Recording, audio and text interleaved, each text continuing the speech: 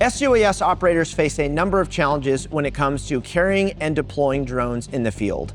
Last year, with the assistance of various members of the U.S. military drone community, we identified a need for users to have an intuitive way of mounting FPV goggles to ballistic helmets while not losing the ability to wear night vision goggles.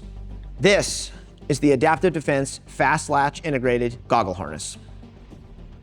Our Goggle Harness kit includes magnetic attachment points that you will position on your helmet, as well as a neckband safety strap for wearing in between flights and strikes, a standalone headband that can be used when you are not wearing a helmet that the Goggle Harness can attach directly to, and a lens cover to protect the sensitive screens on FPV goggles when the goggle is not being worn. When you get one of these kits, the first thing you're going to do is remove your factory headband from your FPV goggle. Next, you're going to take the goggle straps that are going to be pre-attached to our standalone headband, and you are going to remove the small tag right here and attach the goggle like so. You'll notice we have a small amount of elastic mounted to each side of the goggle strap.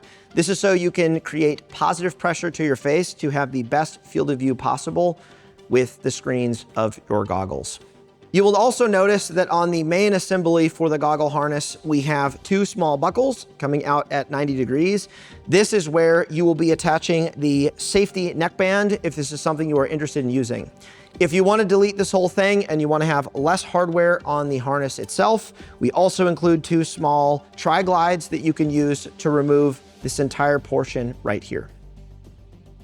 The default F.L.I kit comes with two arc rail compatible attachment points. We also have rail attachment points developed for the Army IHPS helmet, and we also have a universal mounting platform for use with other helmet types, and or if you want to position these inside of a bag, or maybe on the shoulder strap of your plate carrier, if you want to do something a little bit more unconventional when it comes to stowing your goggle.